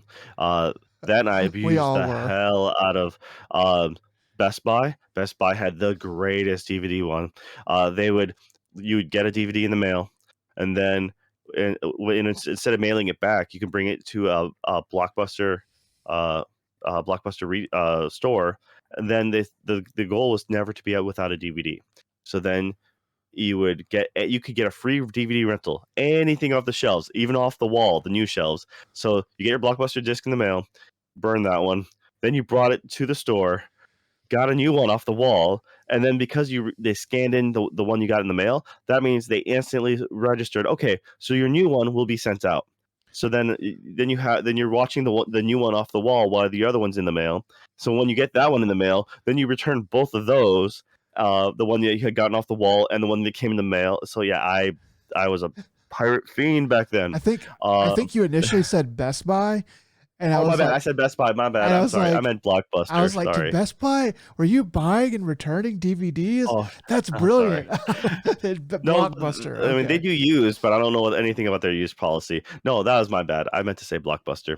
Yeah. So yeah, before they went under, I was part of their problem. I Uh, I so did like I just kind of reminded me. I did watch recently a documentary on Netflix called The Last Blockbuster. I don't know if you've seen it. It's pretty. It's not really very good. That's why I didn't really I mentioned it earlier. It's kind of just a nostalgic kind of trip through time, but it did make me think like, what if Blockbuster had been able to survive, and it would be nice to have because I think they would. I don't think they'd be as big as Netflix, but I think that they would be a lot. I think they'd be bigger than Hulu. I think they'd be bigger than anybody else. And I think it'd be nice to have a competitor to Netflix that wasn't quite, like basically like Pepsi to Coke. It's like, it's there, and they don't make as much, but they do have some good stuff on there. Because I feel like well, the other services they're just not even really they're not even really close to me. Well, what happened was the Netflix made the game change of instead of just posting movies that other people make, that's when they started getting into their own original content, and That's that's what true. really changed it up. And because of that, I think that opened up the floodgates for all the other networks to do their own stuff because we're like, well, now we're doing our own thing on HBO. Now we're doing Apple TV, stuff like that because Yeah. you can get all the other your average movies there too, but because some movies are on all the platforms, regardless, Yeah. or they'll make their rounds. Like I think James Bond movies are about to go to Prime, but they've been on Prime before, I thought, and I know they've been on Netflix a handful of times. But yeah, it's about the original content. Like, oh, I can only watch that Preacher one or whatever Yeah. on Netflix. And now they're talking about canceling. Netflix was talking about canceling their anime because of the lack of subscriptions, Yeah. and I'm like, oh, I'll let you. I'm sorry, I didn't mean to No, just no, drop that. that's like the next part of the news that kind of leads into this is that because of the subscriber loss, apparently Netflix is slashing animation, and that kind of more affects me and what we do. Um, I and it kind of goes back to the argument about competition. I like Crunchyroll. I don't love it. Um, that kind of so a couple things. Netflix has the best app. Like their app, it works. It runs the smoothest. It it has the best like suggestion system. The aesthetic of it is nice. It remembers stuff better. It has more options that are more better laid out than any of the other apps, in my opinion. Um, and I like that there is an idea. I like the idea of having competition across platforms for anime, because with Netflix slashing their animation production, like that just kind of puts more emphasis on Crunchyroll, and it's like I want Crunchyroll to be a little bit afraid of Netflix. I want them to go, well, we need to really try a little harder, because I think we win when that happens. Because I don't think, I mean, Prime has some animation, and I guess Hulu probably does too, but nothing that's making me, turn them on to watch it. Well, so Prime mostly runs off the old stuff, which I feel like I think it's a lot of the stuff is off of also like Retro Crush, Yeah. which is like my someone a part of that high executive team is like exactly my age, who watched all the same anime as I grew up with, because that's all the shit that's on there is like nostalgia galore for me. I'm like, oh damn, dude, they have like I got you. Bubblegum Crisis or something like that. Like, this is wild. Iria, the animation, I love that. Like, so it's super for me. In the fact that but I at the same time, how often do you watch the old stuff? I mean, if I most of that stuff I actually have DVDs of, because I bought them back when I used to buy a bunch of DVDs. Yeah. And uh the Crunchyroll does a good job of pulling things, the new modern things. I mean, granted, yeah, Hulu and Prime does have some, they do bring some stuff over, but it's only they just do the bare bones minimum. Usually, they don't bother going through dubbing them. They're like, we're just gonna subtitle these and then we'll be done with them. Um, they don't do a good job really putting it face forward. Netflix does some jobs, like they do produce some of their things that like usually wouldn't get pulled out, but they've done stuff like but they do a lot of their original content, which is so like they did that Dota one, I'm pretty sure. Uh, um I mean, it depends on what they classify as the animation, right? Because the Castlevania was pretty awesome, but then if well, they count you know I mean, like, isn't Netflix like just buying this stuff from or buying studios to do it? Um, they have certain things being like some of them I feel like are being solely produced because of Netflix. Most animation like Crunchyroll, they're wait, didn't they just came out with something recently where it was them and Adult Swim making something, and I can't remember what it was now, but it wasn't that impressive. wasn't Uh, Shin isn't Shinmu that, or no? yeah, It was, Shenmue. Shenmue was that. well, Yep. also it was Blade Runner, the Blade Runner thing, but it was Yeah. CG Yeah, and so or I mean 3D. that's the thing, is a lot of there is quite a bit of CG stuff that they were at least presenting as like Netflix presents, and that was like Knights of Sidonia, which their whole that company, that team, their whole lineup of animation is really bad, but Knights of Sidonia had a cool story, and at least it kind of they wrote themselves out of why everything looks bad, Uh, to a certain extent, because it's space and everyone is a clone of each other, so therefore because they're all like essentially plant people. Uh, so it's yeah, they're carbon copies, literally carbon. So but it's just Okay. that you have like four character models, and but they're all like stiff and jagged, and they all walk like So it was Okay. that studio got better over time, and I Mm. think they got better over time because of Netflix. But there's just so much middling things, and then the things that Netflix did bring over the big stuff.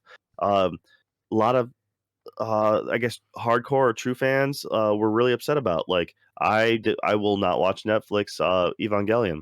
I mean, Yeah. they changed up all the voice actors. Granted, yes, the recordings were really nowadays they're kind of subpar. They're just and there's I don't think there was any masters or something because Evangelion's a nightmare when you look at the logistics of how it was created.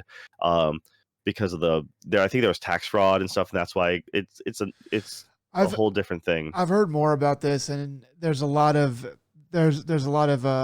kind of there's a lot of theories that they ran out of money, and it's not really that. It's that it was mismanaged and they ran out of time more than money.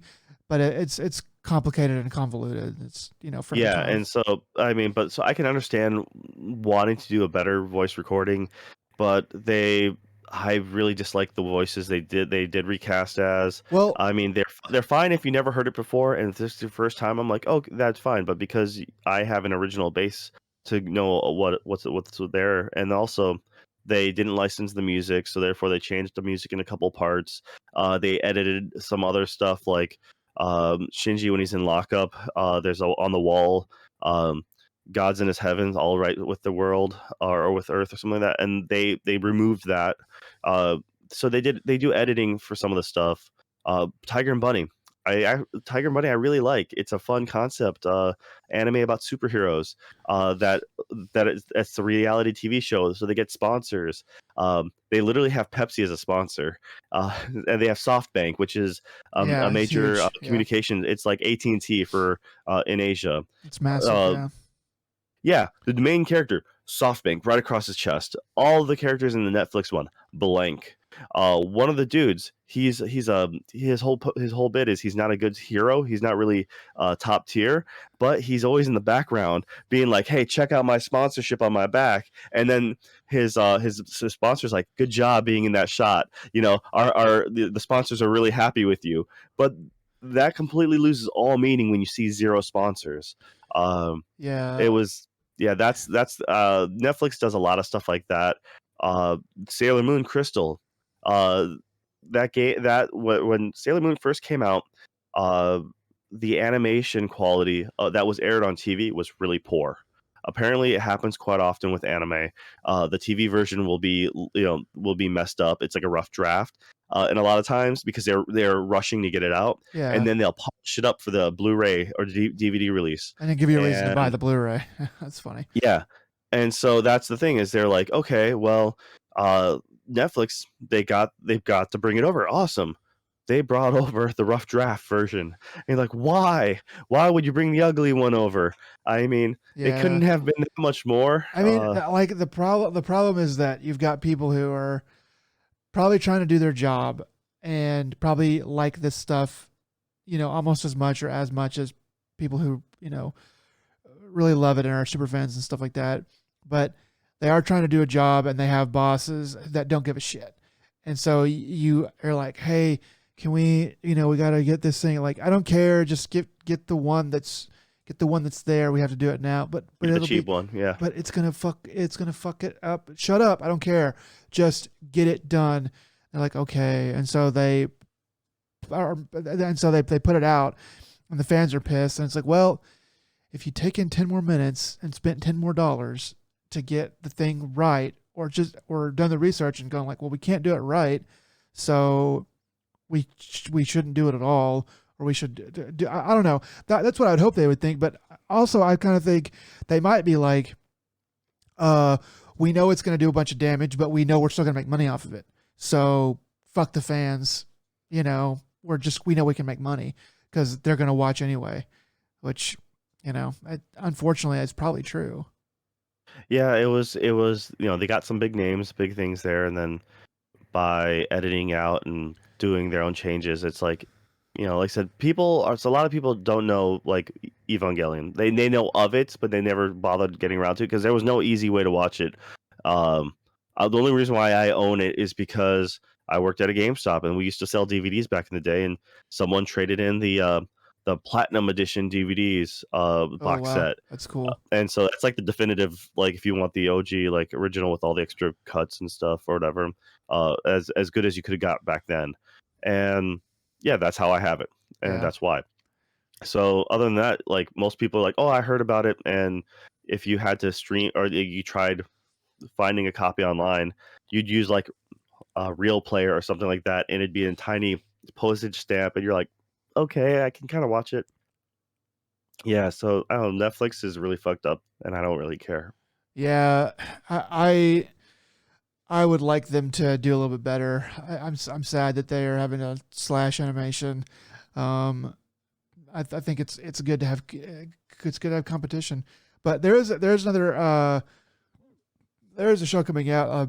It's called like Midnight Vampire Garden or something like that. I don't remember, but it looks pretty good, and it's coming out in May. It's about a vampire war. It's an anime about a vampire war. So that's probably going to be that one's already. It's probably done and dusted, so they're just gotta wait for release. So I don't think that's going to get hurt, but I'm looking forward to that. And I was looking forward to more other stuff, but I don't know. We'll see how much it actually gets cut. Maybe there'll still be some that comes out. But yeah, so that's pretty much all that I had for the news. And yeah, so that's going to bring us pretty much to the end of the show. But if somebody wants to write in, Joe, if somebody wants to ask us a question, what can they do about that? Throw a comment down below, or you can email us at another dead pixel group.